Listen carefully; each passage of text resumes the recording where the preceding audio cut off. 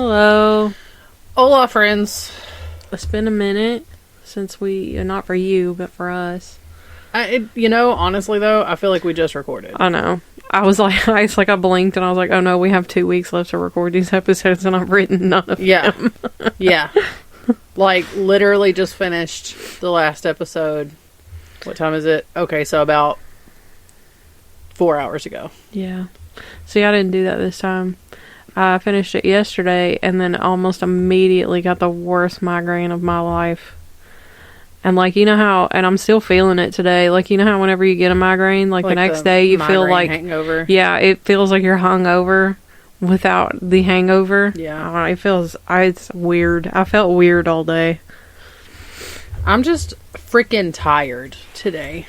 I slept. Like, I had a hard time getting with it this morning, and then my kids also woke up and chose violence right out of the gate this morning. It was like nobody could get along, and then everybody just wanted to aggravate, wanted to argue about quite literally everything. Yeah.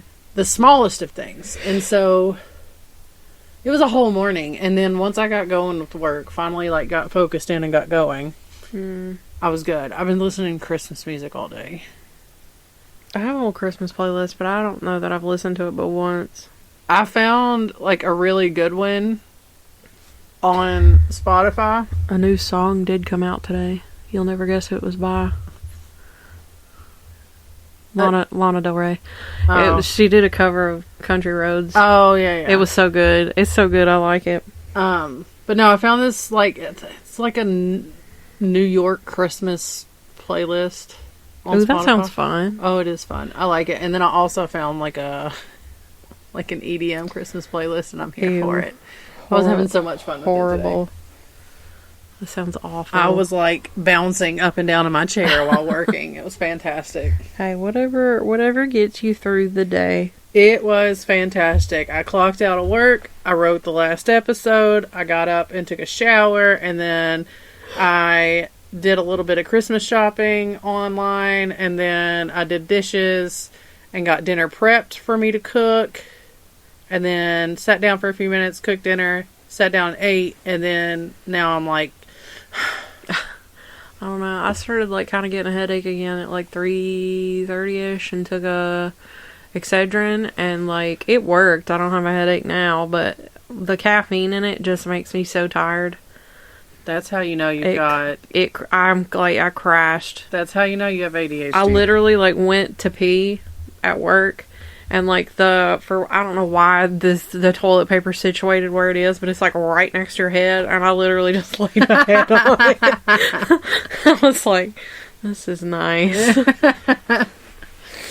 So what's new in your life? Well, the Lana Del Rey song, there was a new Taylor Swift song yesterday. And it's a really sad one. Other than that, I don't know that there really is anything new other than just trying to get Christmas shopping done. I have not purchased anything, but like the majority of my shopping is in the cart on Amazon. You saw my pile of Christmas presents. Yeah. It's insane. And we're not even doing too much, I don't think. You did too much with me. Well, that's different. I actually like you. Well, this is true. This is true. Most of the time, anyway. I have not purchased your present, but I know what it is, and I think you're going to be excited. I'm sure I will be. I think you're going to be She asked me if I wanted to know what it was, and I was like, surprise me. I've known about mine since, like, September. Yeah. Only because I guessed it. Was it September? Maybe I don't it was know. Even August. Maybe. No, it was September. It had to have been September. Well, so what are we talking about this week? We have got some unsolved mysteries for you. I know we usually talk about like disappearances and stuff, and we didn't want, like, I wanted to do something that was similar but not include any disappearances, because there's a lot of weird stuff that goes on that's just poof, nobody's heard about it again. Like, I'm still, because, like, I think some of our listeners know, and I think I've even slipped up and said, like, where we live. not specifically our addresses, but like the general location. But anyway, like in our town specifically a few years ago. I don't think you've said the name of the town that we live in. I've said the county. Yes. I think I've said the county, but so like in our specific county, a few years ago, there was a car found with a body in the trunk. I forgot about that. See, okay, I'm getting to that. So there was one, and then a week later, there was a second one, and then everybody started. There was rumors that there was a third one, but that wasn't true. And then it was everybody's like, we got a killer. Da da da da. Less than a month later, everybody's like, what are you talking about? Never heard of that before in my life. I forgot about that. And I'm like, did I dream this? That was a big thing for 2 weeks. Right. And then all of a sudden it was it vanished. It's that one of them was on that road that Levels is on, yes? Yeah, close by, I think. Yes. And then one was closer to the Nashville side. Yeah. And I'm just do we know who they were? Do we know who the cars belong to? And I'm it's probably something drug related out of Nashville, but I'm just did everybody just forget? As every time I mention it, they're like, what are you talking about? When did this happen? And I'm it was circa 2018, 2019. I don't know. Were you living alone at that point?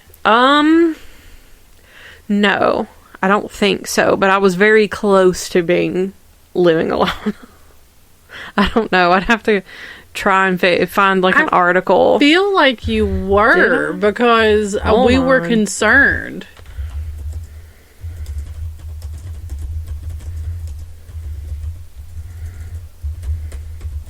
Pause for dramatic effect. Pause to hear me typing. Okay, so no, it was 2017, so I definitely did not live alone. Oh. I feel like there was some concern circulating around you for some reason at that point in time. But yeah, it was I would say less than 7 months later. It was definitely less than a year later I lived alone. This alien thing that you have right here. Thing looks like he's leaning sideways to He's fart. always she's got titties. Those are pectorals. No. I specifically bought it because it said it had titties. But yeah, because there was a male one too. It was marketed as female male. But yeah, she's always on something. She's never sitting up straight. We'll post the picture of that. I just took a picture of that so that I can post it to but the socials later whenever you guys are listening to this so you'll know what we're talking about. But it for sure looks like it is leaning sideways to fart, and it's also doing the finger over the mouth doing the thing. So that makes she probably is. I don't know her life. I mean, I just visit her in this room from time to time. I got her for the porch because she was advertised as a lot larger than what she is. But she's maybe sitting 5 inches. Because I was ooh, I'm going to sit her on the porch. 5 inches is average. Well, yeah, I know. But I thought she was going to be a foot tall. Ain't nothing worse than thinking it's going to be bigger than it is. It's marketed incorrectly for you. False advertisement. Yes, false advertisement. I'm calling the police. It's not about the size. I'm calling the police. It's not about the size. It's about how it's used. Well, she sucks. Anyway, back to it. Unsolved Mysteries. Tell me we have at least one of us is diagnosed ADHD without telling me. So Unsolved Mysteries, I got several. I have 3. Okay. Is that right? I have 1, 2. Scroll. Yours was quite extensive. Was this the 17-page one? 16 pages. Yeah. 3. But I picked 2 long ones. 4. I think this is my last one. Yeah. So I've got 4. Okay. Do you just want to take turns? Sure. Do you want to flip a coin? You go first because you have 4, so it'll be you, me, you, me, you, me, you. Okay. So my first one was the living statues, which honestly, when you type that in, it does not pop into Google. That is not what pops up. It's something else. So from 1917 to 1928, 500,000 people were afflicted with what would become known as the sleeping sickness across Europe, North America, and India. The sleeping sickness, or the medical term, is encephalitis lethargica, which seems like something out of a horror film, if I'm being honest, because it left its victims alive, but their bodies were totally frozen, basically becoming prisons for their mind. And the sleeping sickness first appeared in Europe, but quickly spread and reached epidemic levels in not only Europe, but also in North America and India by 1919. Approximately a third of those who were afflicted with this illness did die, and the survivors, nearly half of them eventually found themselves unable to physically interact with the world around them, all while being fully cognizant of their surroundings. Occasionally, the afflicted would be able to, they would be capable of very limited speech, some eye motions, and sometimes even laughter. But they generally appeared as living statues and would remain motionless for hours, days, weeks, or even years in some cases. Jeez. The root cause of this illness is still unknown, but one scientific theory says that it could be brain inflammation that is triggered by a rare strain of streptococcus, which is the same bacteria that is responsible for strep throat. The best guess that scientists have is that the bacteria had mutated, which provoked the immune system to attack the brain, which left the victim totally helpless. By 1928, the illness had totally disappeared, and it has resurfaced periodically since then, but nothing close to the epidemic levels that it was. Approximately 10 years ago, there was a 12-year-old girl who was hospitalized in China for 5 weeks with this illness. And a 2004 analysis of 20 patients that had symptoms similar to the encephalitis lethargica concluded that whatever ailed them is still prevalent. The disease is characterized by high fever, headache, double vision, delayed physical and mental responses, and extreme lethargy or fatigue. In some acute cases, people with this disorder may enter into a coma, and others may experience abnormal eye movements, upper body weakness, muscular pains, tremors, neck rigidity, and behavioral changes such as psychosis. And according to the National Institute of Neurological Disorders and Strokes, treatments for encephalitis lethargica is symptomatic and may include levodopa and other anti-Parkinson disease drugs. The course of the disease treatment, it varies depending upon the complications or any other disorders that the patient may have. So yeah, that they don't know where it comes from, and it's possible even now for somebody to get it, which is terrifying. Thanks for raising my anxiety for something else. You're welcome. Well, all right. So my first story is the Chicago Tylenol murders. Now, if this sounds familiar to you from this podcast, you're one of the OG wanderers. I mentioned this one previously on the Pick Your Poison episode. Yeah. Now, I wanted to touch on this again so that I can possibly do it a little bit more justice. The information and research that I did on it before was done while sober, but my telling and relaying of the information was a little off at best. So we're gonna try, and I'm not even gonna lie to tell you, I did not go back and listen to or read my notes for this episode. So starting afresh. Yeah. So here we go. On September 29th, 1982, 7 people took poison Tylenol pills in the Chicago area. Consequently, they later on passed. Victims were 12-year-old Mary Killerman, 27-year-old Mary Reiner, 31-year-old Mary McFarland, Paula Prince, 35-year-old Paula Prince, 27-year-old Adam Janis, 25-year-old Stanley Janis, and 19-year-old Teresa Janis. Adam Janis died at the hospital.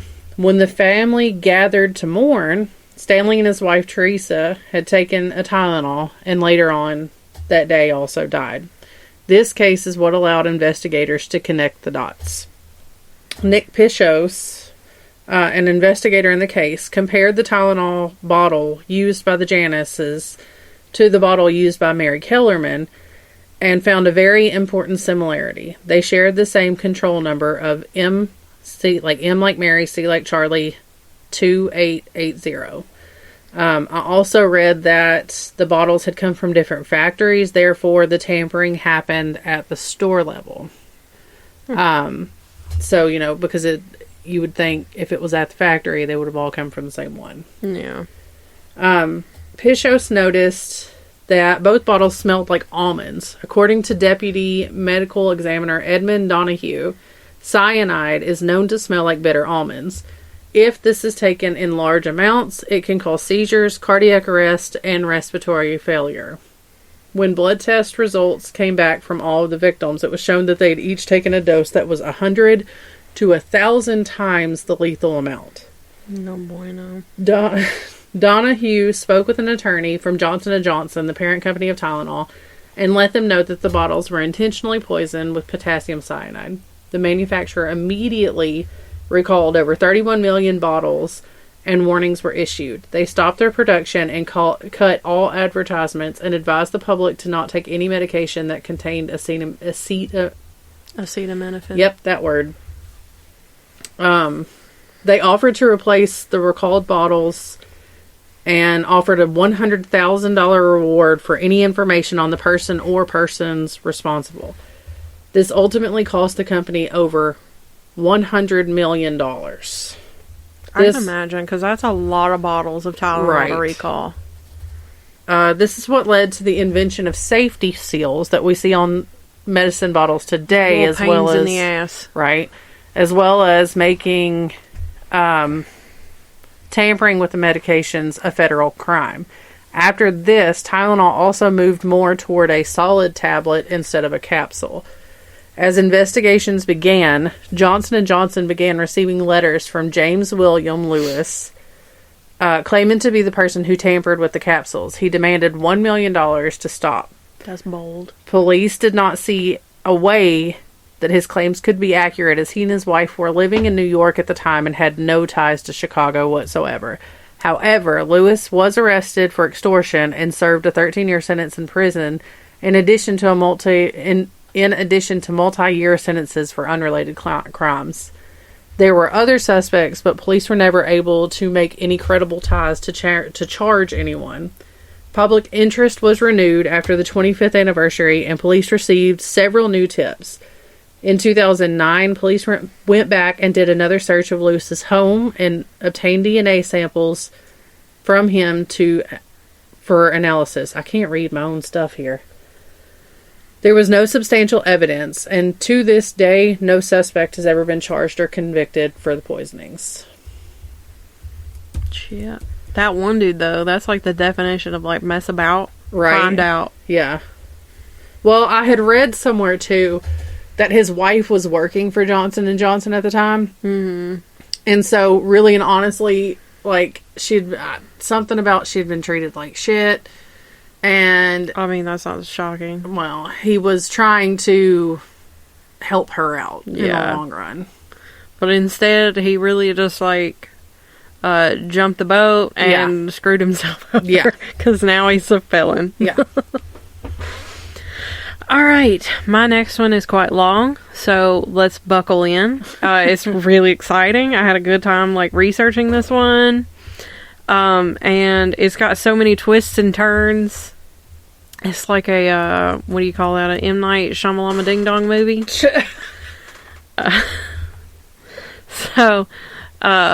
The Circleville letters. I had kind of heard of this one, and I thought at first it was something else. Wait, I didn't strap. You got a strap. I'm strapped. Okay. So I thought it was something else, but I'll save the other one for another time. Okay. So in the late 1970s, hundreds of letters, which later became known as the Circleville letters, were sent to hundreds of residents, local businesses, government offices, and so on that threatened to reveal the recipient's darkest secrets, or worse. In 1977, bus driver Mary Gillespie received a letter saying, "I've been observing your house, and I know that you have children. Stay away from Massey." Someone knew that Mary Gillespie was having an affair with Superintendent Gordon Massey, but she wasn't the only person receiving threatening letters. All across the small town of Circleville, Ohio, residents found anonymous letters in their mailboxes, including elected officials and local newspapers. Located a half hour outside of Columbus, Ohio, the town of 12,000 did not seem like the place where neighbors would terrorize each other. However, many residents were targeted. But not long after Mary received a letter exposing her affair, her husband Ron began receiving letters of his own. "Mr. Gillespie, your wife is seeing Gordon Massey. You should catch them together and kill them both. He doesn't deserve to live." The most personal attack seemed to be the one on Mary Gillespie. From another letter to Ron Gillespie. "Gillespie, you have had 2 weeks and done nothing. Admit the truth and inform the school board. If not, I will broadcast it on CBS, posters, signs, billboards until the truth comes out." Oh, shit. On an August evening in 1977, the phone rang in the Gillespie home, and Ron was the one who answered. Moments later, Gillespie told his daughter that he was going to confront the Circleville letter writer and stormed out of the house with a .22 caliber revolver in his hand. Oh, no. After he left the home, Gillespie's truck slid off the road and ran into a tree, and he died at the scene. Oh, no. When the local coroner ruled Don Gillespie's death an accident, Ron's brother-in-law, Paul Fresher, considered it to be murder. During the course of the investigation, police determined that Ron's gun had been fired exactly once before his death. However, they never learned why he fired his weapon or where he fired his weapon. Even after the death of Ron Gillespie, the letters continued to arrive, and they continued to target now widow Mary Gillespie and Gordon Massey. The letters taunted, "Everyone knows what you have done. If you don't believe us, just make them mad and find out for yourself." The attacks eventually grew to be more devious, and years after Ron's death in 1983, Mary Gillespie almost fell victim to a deadly trap. One day in February, Mary stopped her bus on the way to school because someone had put up a handmade sign on a nearby fence that was targeting her teenage daughter. Gillespie attempted to pull the sign down, however it was tied to a box. Once Mary brought the box home, which honestly I would not have done, Right. She found it to contain a loaded gun. This gun was able to give authorities a break in the case when the Ohio Bureau of Criminal Investigation was able to recover a serial number from the weapon. Investigators were able to trace the gun to a man who worked with Paul Fresher, the man married to Ron Gillespie's sister, and he said, "Yeah, I sold that to Paul Fresher." Karen Sue, Paul Fresher's wife, confessed to police that her husband had been the one writing the Circleville letters. Oh. The couple had been going through a very nasty divorce, and she claimed she had evidence. She said she had discovered letters all throughout their home. However, she did not keep the supposed letters and said she got rid of all of them. Convenient. Right. Obviously, Fresher denied writing the letters, and he claimed that the gun had been stolen weeks earlier. But a polygraph test, which I might add is not admissible in court, determined that he was a liar. He was subsequently arrested, and in 1984 he was convicted by a jury of attempted murder. During the trial, an expert witness testified that Fresher had written the Circleville letters. Circleville residents hoped that with Fresher behind bars that the letters would stop, but they didn't. After Fresher's conviction, hundreds of letters swamped Circleville. The prison warden declared that there was no way that Fresher could have written the letters because he had no access to pens or paper. Fresher even received one of the anonymous letters while he was behind bars.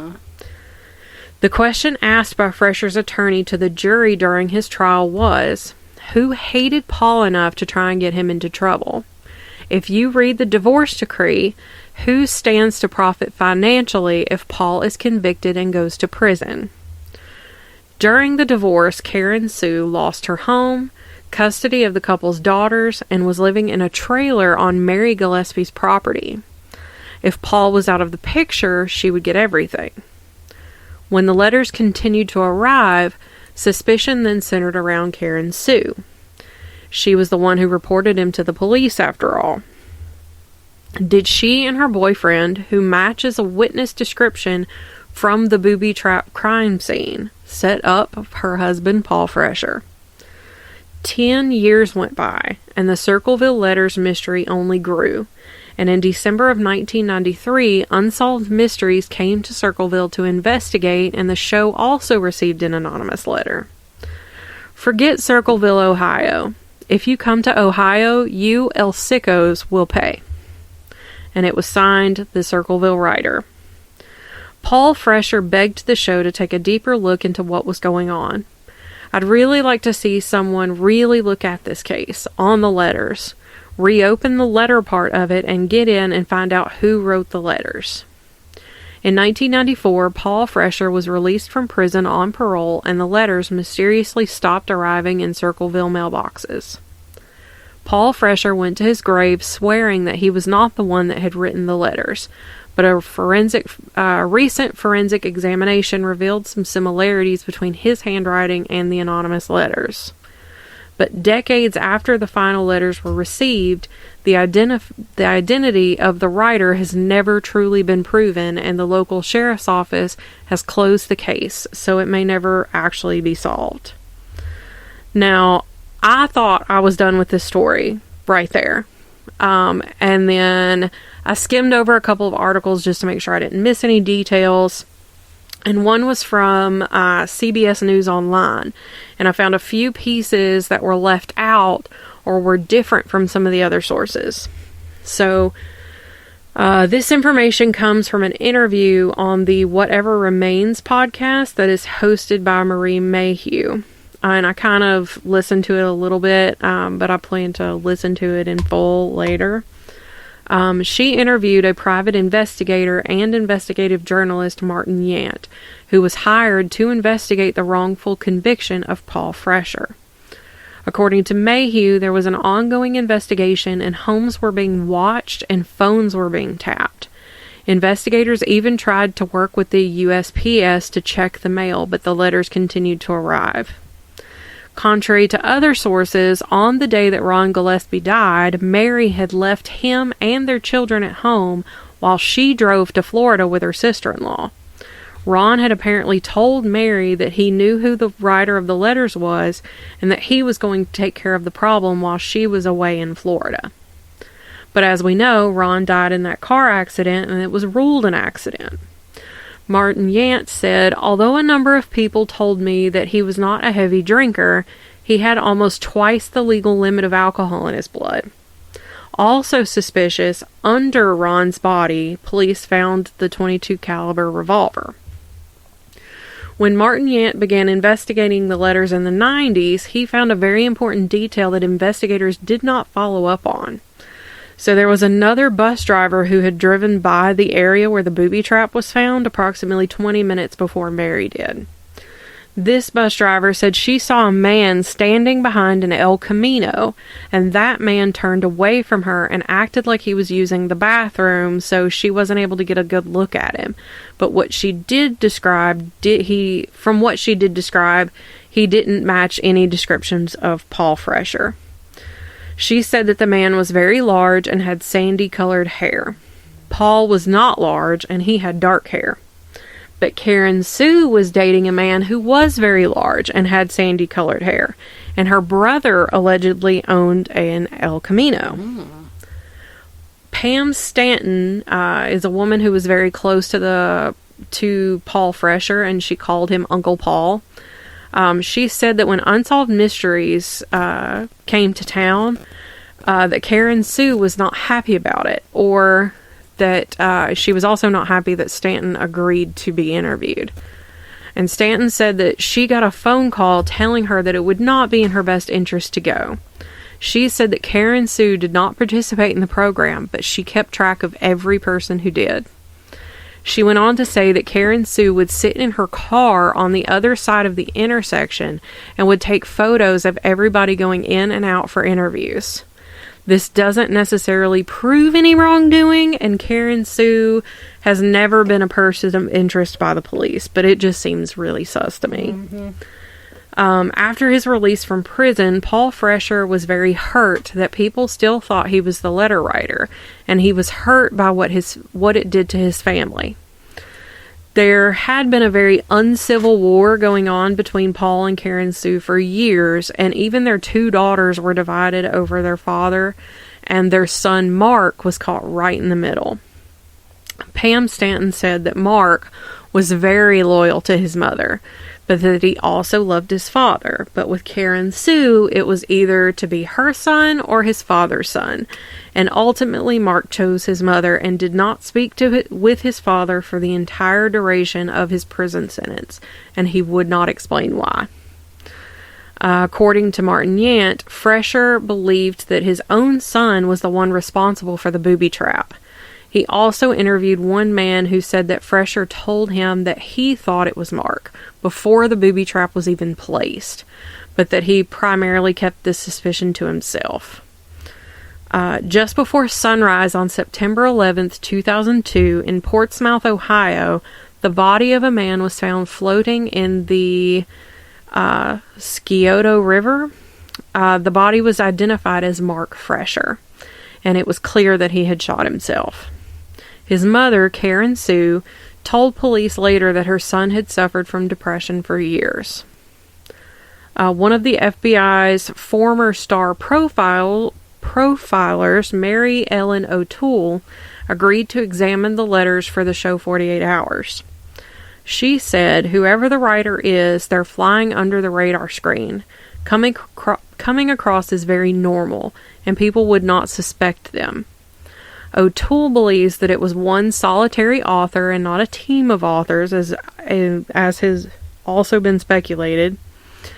And when asked if she thought the letter writer was a male or female, she said when it comes to the letter writer, gender is very difficult to discern. That's because the writer was clever, consistently deceptive and manipulative. You can see manipulation throughout the letters. She went all the way back to the first letters written in 1977 and said, the letter writer kept referring to, I'm the boyfriend of a woman. They want to make you believe I'm not a woman, I'm a man. And seeing how they were trying to hide who they were makes me think there could be a good possibility that it's a female. She also went on to say, I would not say this is a highly educated person because of the quality of the sentences and how they were put together. She said that since Paul Fresher had a job as a manager at Anheuser-Busch and had a master's degree, which makes this a significant piece of the puzzle and makes it kind of unlikely that he wrote the letters. Excuse me, I had a little burp. She said that you can tell that the writer of the letters is having a really good time, and that this indicates that the writer is pretty callous, and they would have had to have known that they are hurting people and are okay with that. It is a sign that the writer might be suffering from a personality disorder in which they know right from wrong, but choose wrong. O'Toole said that this would suggest to her that in the writer's regular everyday life, they sought out ways to be a bully, to intimidate others. And Pam Stanton doesn't believe that this sounds like her Uncle Paul at all. But 48 Hours brought in their own forensic document expert, Beverly East. for an independent analysis of the old letters. And she used old letters that Paul Fresher had written to family and friends over the years and was able to determine his unique way of writing letters and numbers, and determined that he had a very unusual G, which looks sort of like the number 6. This was the same G she found within the Circleville letters, including the one sent to Paul while he was serving his prison sentence. In the zip code of something written by Paul, she found an ambiguous number 3 that could have also been a number 2. She said that it was like he wasn't sure if the zip code was 42112 or 43113. And in the anonymous letters, she found the exact same mistake. She did say that there was also other writing patterns that did not look like Paul's throughout the anonymous letters. But she does believe that only one person wrote all of the letters, and she does believe that that person was Paul Fresher.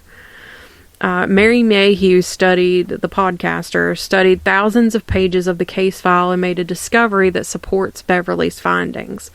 Investigators had found Paul Fresher's fingerprints on about a dozen of the letters postmarked while he was incarcerated. With this information, Mayhew believes that Paul Fresher was in fact the Circleville letter writer, but isn't ignoring the hundreds of letters that were mailed while he was in prison.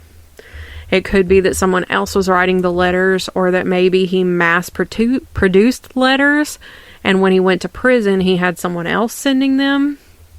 But Paul Fresher died on June 28, 2012, at the age of 70, still attempting to prove his innocence.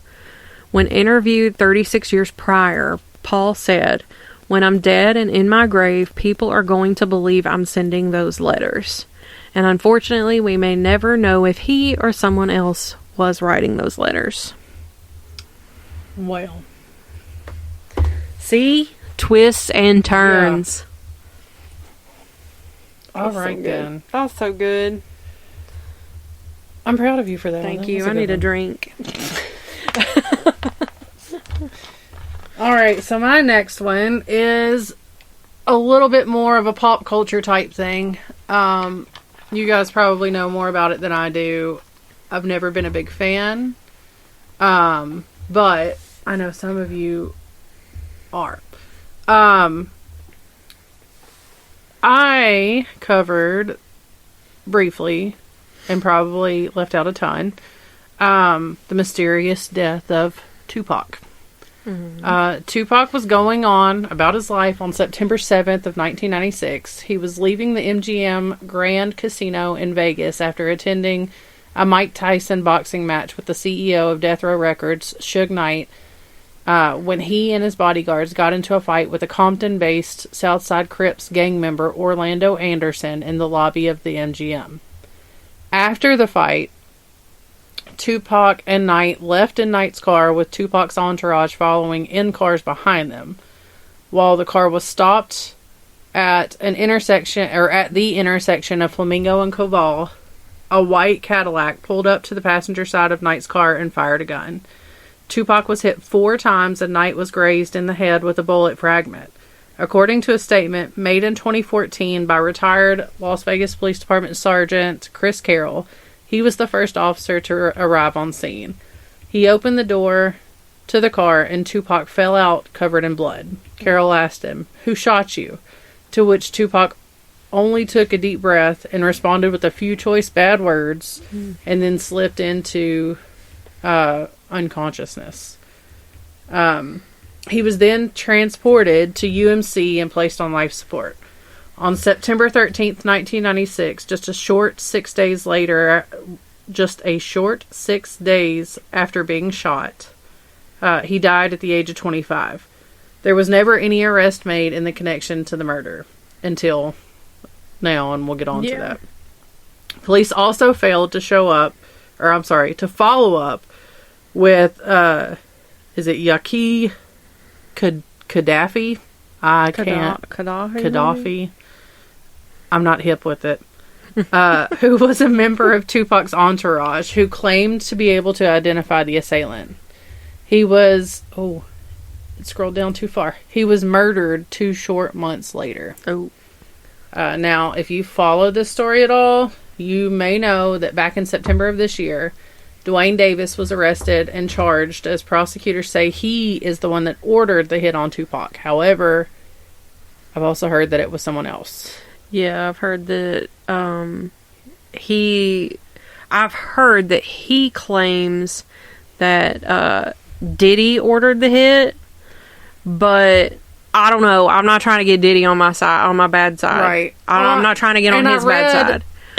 I read something that said that there was some type of, like, raid that happened, or, like, they were somewhere, and some shit went down, and it was later figured out that it was a setup. That Diddy knew about it all the time. Yeah. Yeah, from what I'm hearing of, like, late, he's not a good dude. Well, we ain't gonna get there, because I ain't trying to be... but anyway, Davis was one of the 4 suspects that were identified early in the investigation, but that still doesn't solve the case of who fired the shots, even though Davis admitted that he indeed provided the gun that fired the shot. He was in the front seat of the Cadillac, slipped the gun into the back seat where the shot was fired from. He indicates that his nephew, Orlando Anderson, which was previously mentioned just now as the person that Tupac had gotten into it with earlier that night, Anderson was one of the backseat passengers. Yeah.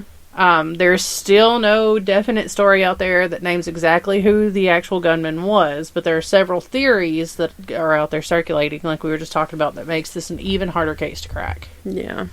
So that's so sad. Tupac was just like a theater kid. Right. I mean, listen, so... He was like kind of a nerd. I've never been a huge Tupac fan. Me either, but like I know of the persona. Right. Like And what he has become since his death. Right. And I do actually believe that he's dead. I don't know. There's some dude out there that be looking just like him. I mean, but there's apparently somebody that lives around here that looks just like me. So yeah, it's weird. I've heard about it. I've never.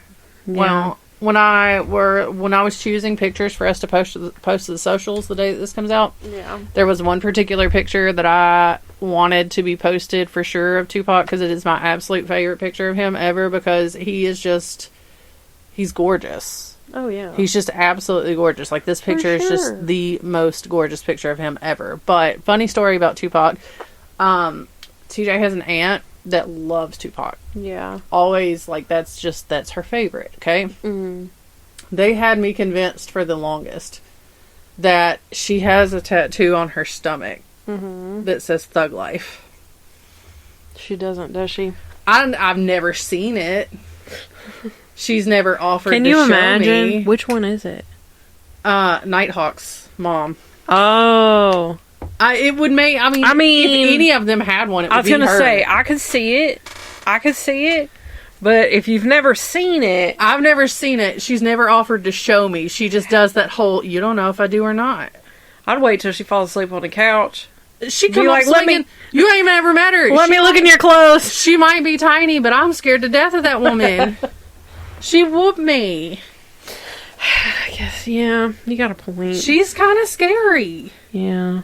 Well, she's little, but she's scary. Yeah, but she's also kind of tall.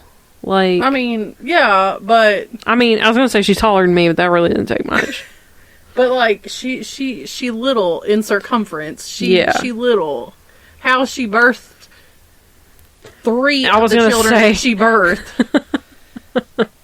I will never know. Especially the youngest one. He's, like, the biggest of all of them. I know. He's, like... Let me think about it. He's 16. Oh, well, that makes more sense now. Wait, no. But he's like... Is he 15? I was going to say, he's been the same size since he was, like, 9. I think he just turned 15. And... Yes, I think he just turned 15, because I think he's only a year older than Maddie. And he's the size of, like, a full-grown... Like, he could play pro football one day. Yeah. He's the size of, like, one of pro football's defensive linemen. Like, he's huge. He's huge. Also, funny story, sidetrack, ADHD again. Yeah. They bought him a car. Did you see what it is? No. It's an El Camino. Oh my gosh. I feel like I heard that. He's so excited. He needs about that. it. Does he still have his fur coat? I don't know. Because if he's wearing that They and bought driving him- around in that El Camino. They bought him one of those like button-up shirts that you can get personalized or whatever. Oh, yeah. And it's got an El Camino on it. I'm pretty Nice. sure. But like El Camino is like my all-time favorite car. Like my dream car. They're okay. And he keeps telling me, I was going to take you for a ride in my El Camino, but you looked at me and you're being mean to me, so I'm not going to take you on a ride now. Like, all the time. I'm like, really? He's, I know I'm his favorite. Alright, so my next one is another long one. But I don't know if it's as long as the other one, but it's out there. So it's the Voynich manuscript. Have you ever heard of this? Nope. Girl, you dipping the table over. I'm trying to get the beaver. Excuse me? That crusty little beaver. It's a cat toy. Mara's had this cat toy since she was like birthed. And It is the crustiest it is so thing. crusty and nasty. But they love it. She hunts it. She'll catch it and bring it to me. Sometimes I find it in the bed. It's real cute. But anyway, so the Voynich manuscript. Dating back to the 15th or early 16th century, the origins, language, and the date of the Voynich manuscript remains a mystery. It is described as a magical or scientific text with nearly every page containing botanical, figurative, and scientific drawings drawn in ink with vibrant washes of various shades of green, brown, yellow, blue, and red. The approximately 240 pages of the manuscript fall into 6 different sections. So in the first section, there's botanicals, which contains drawings of 113 unidentified plant species. In section 2, which the botanical section takes up 50% of the book. Nice. And then these other 5 sections are the other 50%. So in section 2, there are astronomical and astrological drawings, including astral charges with radiating circles, suns and moons, zodiac symbols such as fish, which is for Pisces, bull, which is Taurus, and an archer for Sagittarius, nude females emerging from pipes or chimneys, and courtly figures, which the nude female, they could either be like a plus size gal or they're pregnant females. Nobody's really 100% on it. But there's also some zodiac symbols that do not exist that are included. And parts of the zodiac wheel, like where they name them, those are the only parts that are in a language that we know. They're in French. The rest of the book, I have no idea. Crazy. So section 3 is a biological section containing a myriad of drawings of miniature female nudes, most of which with swelled abdomens, immersed or wading in fluids and oddly interacting with interconnecting tubes and capsules. Number 4, an elaborate array of 9 cosmological medallions, many drawn across several folded folios and depicting possible geographic forms.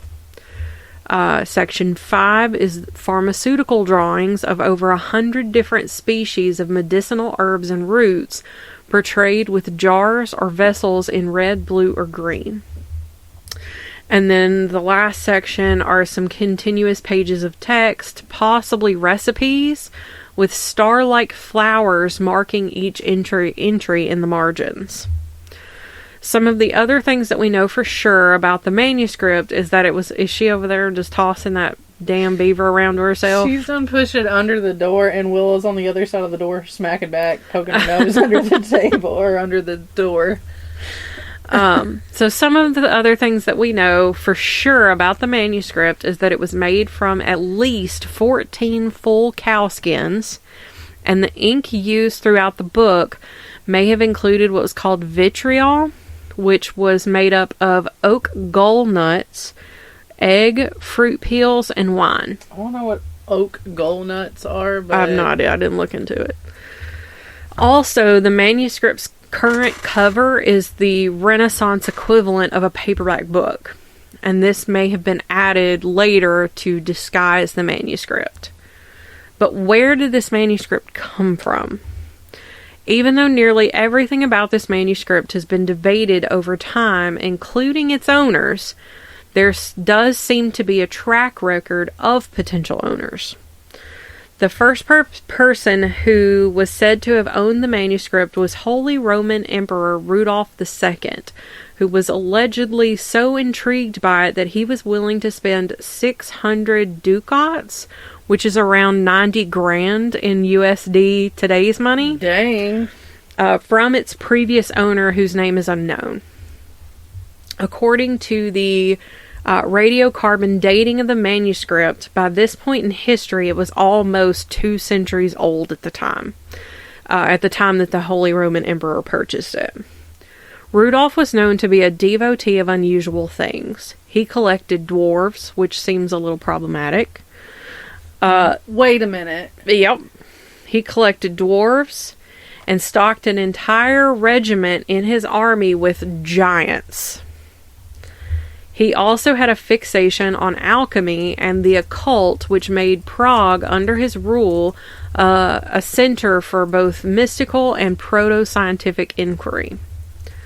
One of the prominent figures in Rudolph's court was Jacobus Horkicki I'm gonna butcher it. It's French. I'm gonna butcher it. Horkicki de Tepanek, who was his imperial pharmacist, keeper of the royal gardens, and the next owner of the Voynich manuscript. Tepanek reportedly earned the emperor's favor by curing him of some terrible disease. He manufactured and sold an elixir that was so in demand that he became the Renaissance equivalent of a snake oil baron, and he became rich enough that even the emperor would turn to him for loans. In 2003, Voynich researcher Renee Zandbergen was browsing a set of archives from the 17th century and stumbled across a letter that identified the manuscript's next owner, which was George Barish, an alchemist in Prague during the first half of the 17th century.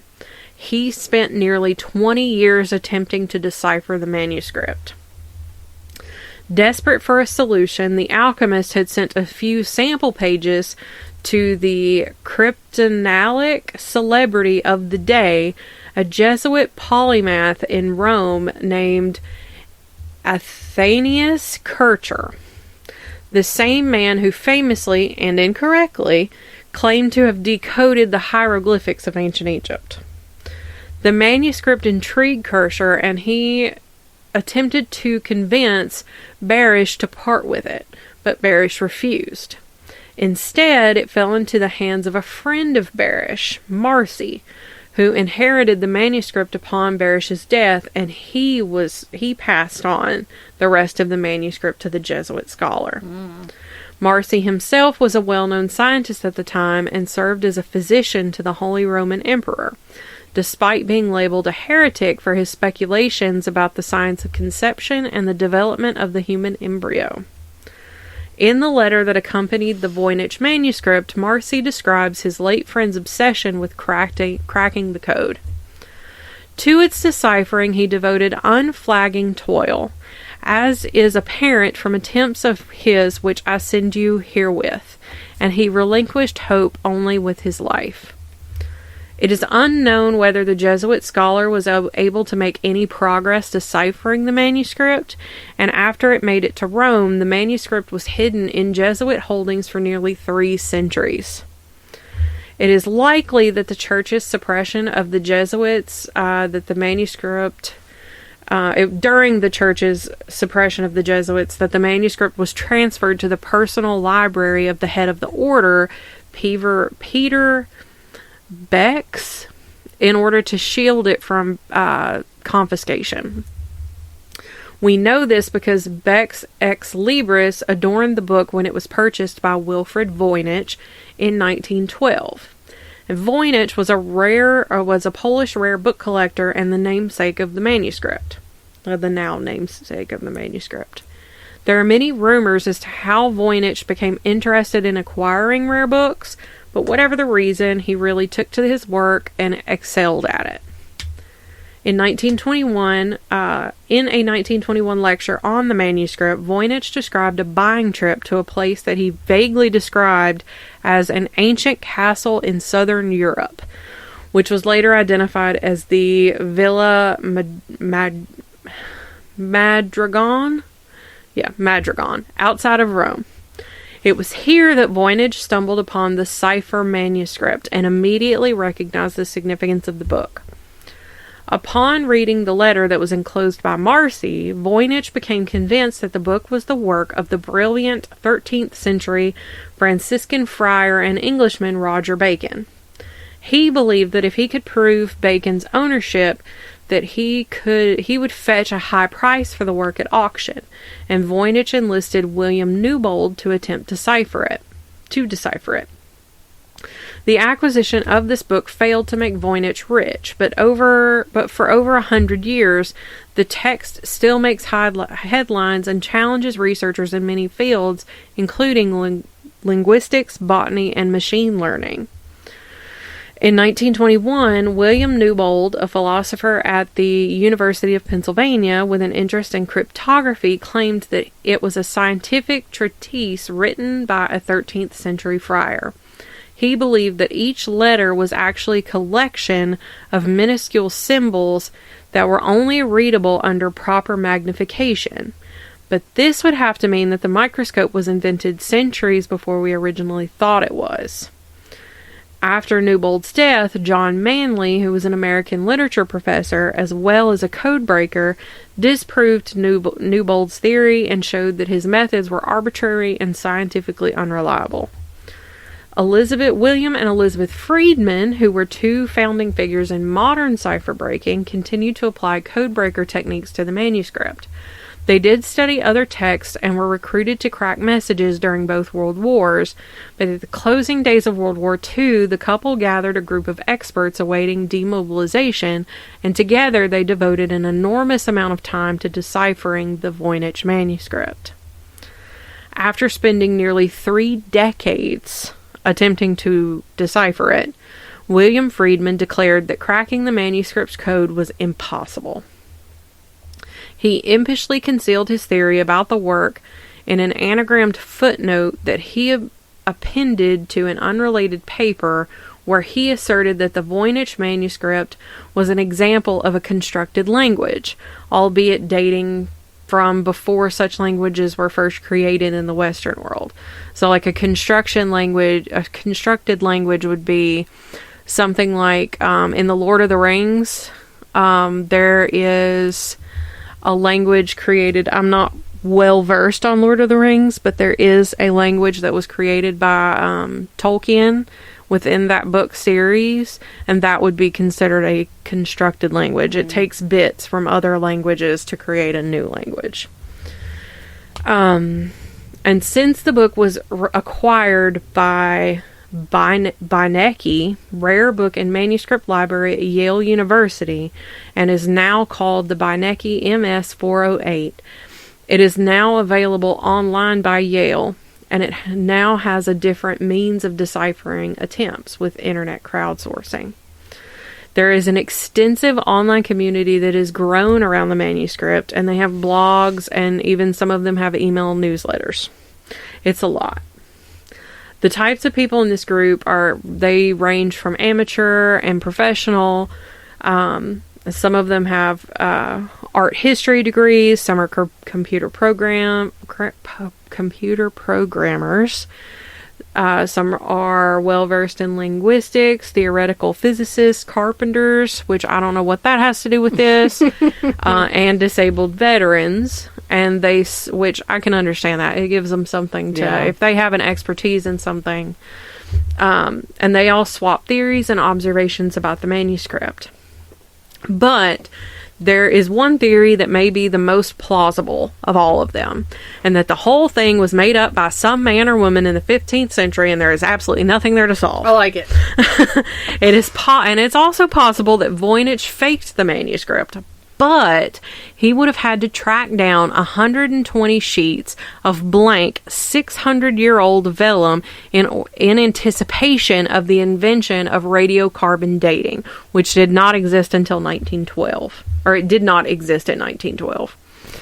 Robert Richards, who is a historian of science at the University of Chicago, uses the codex to teach the concept of scientific paradigms, which scientific theory comes to shape I don't know what that was supposed to say. A field, maybe? A field of research so strongly that scientists can't always explain or identify anomalies outside of the theory.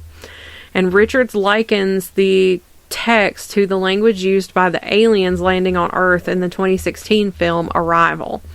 He says that we aren't even sure if it's a real language, if it's really a language at all, since it is so far outside of our linguistic paradigm. Just because it looks like something doesn't mean we can translate it into our language. He says of the Voynich manuscript, it may be, after all, just a medieval nonsense joke. Which honestly is probably true. Right. So, that was that one. Well, I found that fascinating. Yeah. And I'll post pictures of like what the drawings look like and what the handwritten language is. And like a lot of people think, because it does have like common characters throughout, and like certain things that are written the same way, so it looks like a language, but it may just be absolute bullshit. Right. All right. Well, my last one is real short. Real short. Like, if you go and you look at the notes, for my notes for this one, I spaced it like you do yours to see if it made it easier for me to read. We'll see. There was no spacing to this one. But I liked this story just because it falls in line with our weirdness, okay? This is the bloodstained crypt of Nina Cragg Miles. So I just wanted to bring this one back a little closer to home with a very odd and possibly supernatural story. Coming out of Cleveland, Tennessee, the grave of 7-year-old Nina Cragg Miles is still boggling the minds of anyone who encounters it. She was killed on October 18th of 1871 in an accident in which she was riding or maybe even driving a buggy in downtown Cleveland and was hit by a locomotive. She was buried with honor in the local cemetery.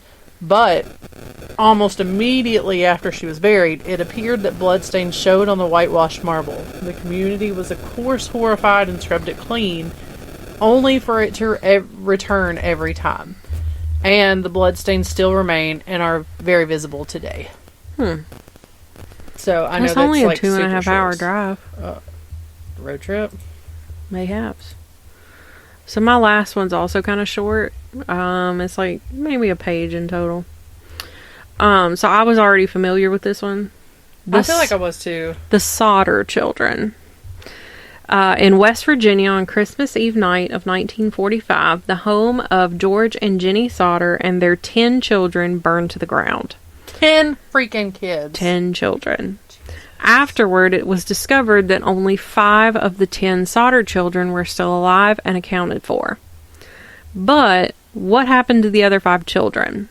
It seemed as though Maurice, 14, Martha, 12, Louis, 9, Jenny, 8, and Betty, 5, vanished into thin air. In the ruins of the home, there was 0 evidence of the children, which is virtually impossible from a scientific standpoint if they had died in the fire. There were no bones discovered in the remains of the home, and there was no smell of burning flesh during or after the fire, despite the official report stating that the children had died in the fire. That wasn't the only thing that seemed off about that evening, though.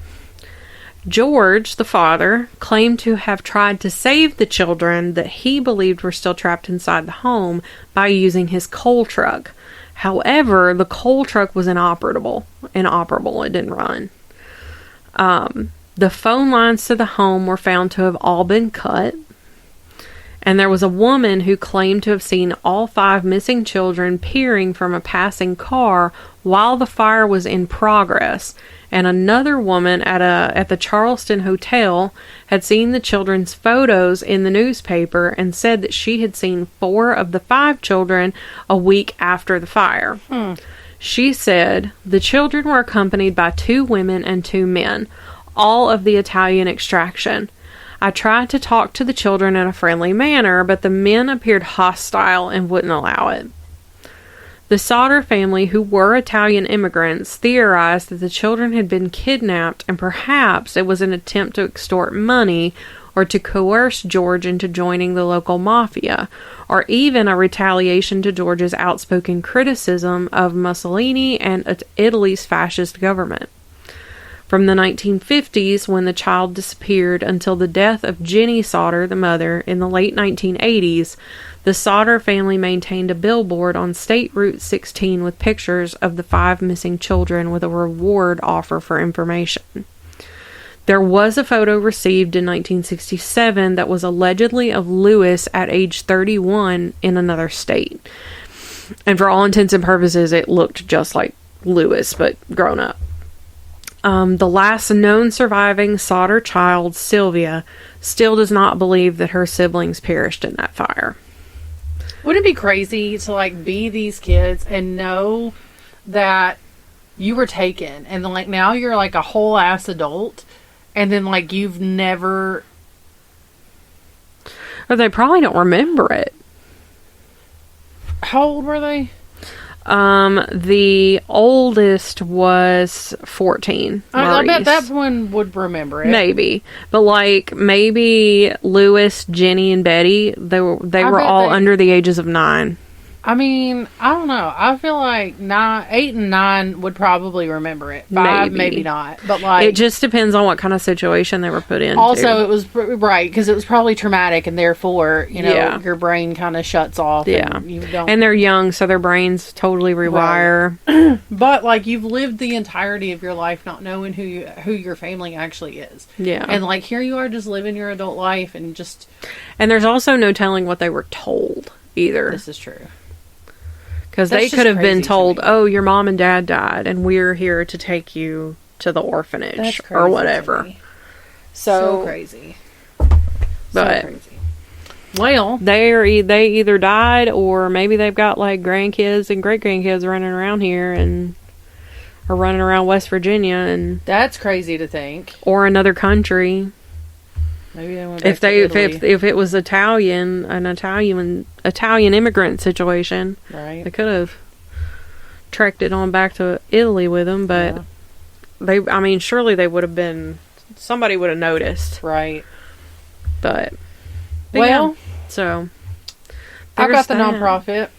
Okay, hit me with it. This one was suggested by my sister. Because I was like, what should I do? And she said, do this one. I went through my phone. That's what I did. Well, we're doing this one in honor of the late and great Jimmy Buffett, R.I.P. I love Jimmy Buffett. I only ate in Margaritaville once. I mean, he's so much more than Margaritaville. I mean, that's all I know of. You've never heard any of his music? Not really, no. Oh, we're remedied it, and we're gonna. Was he in that one Alan Jackson song, the 5 o'clock song? That's the only one I know. Oh my God, Brittany, we're remedying. We're gonna remedy this. Don't do that. Anyway, I'm willing to try. This is the Save the Manatee Foundation. Save the Manatee Club is an award-winning national nonprofit and membership-based organization established in 1981 by renowned singer-songwriter Jimmy Buffett and former U.S. Senator Bob Graham when he was governor of Florida. Their mission is to protect manatees and their aquatic habitat for future generations. The objective is the recovery and protection of manatees and their aquatic ecosystems throughout the world. So basically, like, human activities are harming their environments, Yeah. Much like everything else. Yeah. Manatees are Florida's official state marine animal. Yeah, we went to, like, there's a manatee sanctuary not far from where my sister lives. It might even be what you're talking about, but I kind of zoned out for a second. But we didn't see any manatees. Well, they are listed as threatened at the federal level by the U.S. Fish and Wildlife Service, and at the state level by Florida Fish and Wildlife Conservation Commission. They're awfully cute. They are. Their listing status is largely due to human activities. Since record keeping began in 1974, more than 41% of manatee deaths are caused where the cause of death was identified were human related, and almost 34% were due to watercraft collisions. The largest known case of manatee death is watercraft collisions. That's sad. So basically, donate here to save the manatees. The mantities. Man-titties. But they are really, really cute. And the babies are so freaking cute. Yeah. When we went to Disney, there's, in Epcot, there's a aquarium. Mm-hmm. And they had some there. I've got videos of them feeding them, like, big-ass heads of lettuce. And they're so cute. It's my sister's favorite animal also. Cute. So she's always been, like... Whereas I'm obsessed with sea turtles, she's obsessed with manatees, not mantitties. Mantitties. So there's that. We'll have a direct link for the donation. As per usual. In the episode notes. And if I remember, I always forget to post the nonprofits to the Facebook page. I need to get better at that. I need to get better at doing it for you, because that was the whole deal when we started this, was that I was going to be in charge of the social medias. It's okay. And I don't. I kind of enjoy it. I do the TikToks. The only thing is like, it's getting harder and harder to save your photos. You put them in your Word document, and I can't save them. I didn't know. I'm sorry. Yeah. I had to screenshot all of them this time. Well, and then just cropped them. On these notes, there's links under each and every one of them. Okay, that works. I'll try and find them. At least in the last couple of episodes, anyway. Okay. Oh, this is not... Yeah. Why is it not scrolling? Yes, there's links under all of them. Okay, cool. So, I don't like saving them to my computer because that takes up space. Yeah. So, I just copy them to the Word doc. I got a hard drive for the podcast, but I don't use it. I forget I have it because I don't see it. I don't even know where it is. Whatever.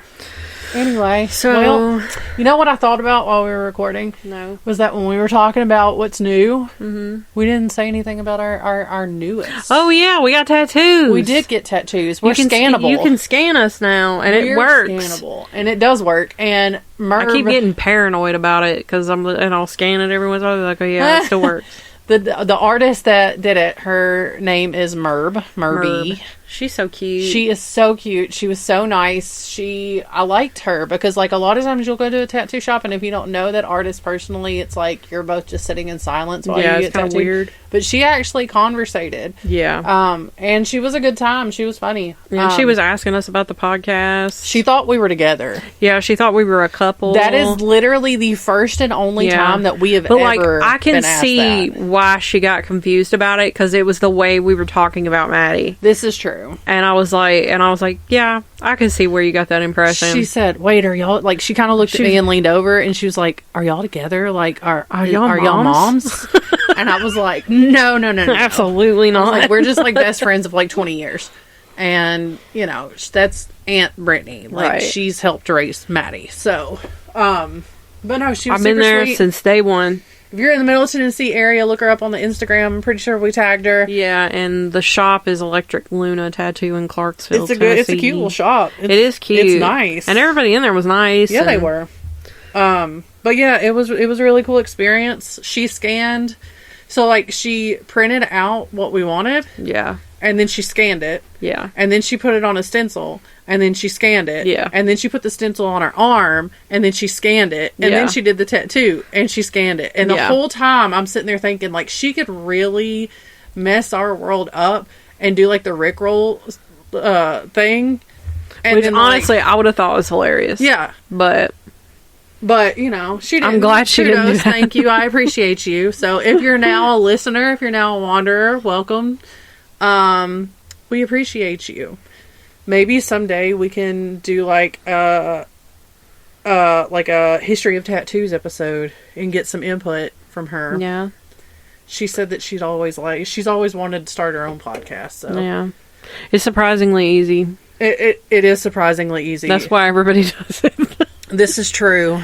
But not everybody can keep up with it, because I started listening to a podcast the other night and I didn't realize it until after I was like 4 episodes deep that this dude just randomly just stopped in 2020. Oh. He only recorded episodes for like 6 months. Oh. And he's like, okay, well now this is going to be, he started out, oh, this is a weekly podcast. And then he was like, it's a bi-weekly podcast, and I haven't gotten to the end of it yet. So I don't know if there's a reason why he stopped recording. Oh.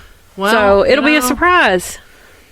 It's been, honestly, I can't believe we've already made it past a year. Yeah, I know. It doesn't seem like we've been doing it that long. Well, it's because we don't get together like every week or anything like that. But I mean, theoretically, we've only gotten together 12 times to record this podcast. Yeah. Isn't that kind of weird to think about? That is weird, because I feel like we've done it so much more. I know. How many I guess hours? now this would... it's at least 6 hours every time. Even if we're only recording 4 episodes. I mean, I've been here for like almost 3 hours. Yeah, it's almost 9 o'clock already. And we've only done recorded one. This is the only one we recorded. You were definitely not getting out of here before midnight. God. And this episode we're sitting at hour 16. Oh my God. All right. Well, share us out. Yeah. Instagram. TikTok. Facebook. X. Email us at wandersofweird@gmail.com. Oh yeah. I told Daniel about that story of your child going, oh yeah, Daddy. And now he just keeps saying it. He's like, you think he'd find it weird if I said it to him? I was like, absolutely. Yeah, don't do that. That's how you wind up on a list. Right. So you end up with the police called on you. But anyway, send us your topic ideas, suggestions, constructive criticism. Yeah. If we were in your Spotify Wrapped, drop us a screenshot. They're stickers. Ooh, yeah. They're pretty let us see your Spotify Wrapped. Yeah. My own podcast was not in my top 5 podcasts I've listened to this Mine year. was. I was in the top, our podcast was my top podcast. I was in the top 7% of listeners for last podcast on the left. I don't want to hear And I have listened to podcasts for 32,000 minutes. Oh my gosh. Well, but not ours. Well, listen, my Spotify Wrapped last year showed that I listened to a shit ton of Greta Van Fleet. Yeah. They were still in my top 5. If you can imagine, my number 1 was Taylor Swift. No. But I don't use Spotify to listen to music hardly ever. Well. So that's probably why I had Dina Carter as number 4. Yeah. Because it literally goes Taylor Swift, Sierra Farrell, Zach Bryan, Deanna Carter, and Harry Styles. And I was like, those last two came out of nowhere. Well, I was kind of on board with the Harry Styles. I was like, I can see that. But Dina Carter... I was like, I don't know where that came from. I called her. I was like, Dina Carter, really? She was like, yeah, I'm just as surprised as you are. Yeah. Like I said, I think it's from the early this year when I was obsessed with 90s country playlists. You did go through a phase. And I still got some of it in my Apple Music. I would love for an Apple Music route, because that's where the real is. All of us use Apple. I'm an Android user. Well, I use Spotify for all my Google devices, because Google and Apple are competitors. So I can't connect my Apple podcast to that. So that's when I listen to Spotify music mostly. Or if I'm on my laptop, I'll put it on. Well, but anyway, guys. Okay, bye. Okay, bye.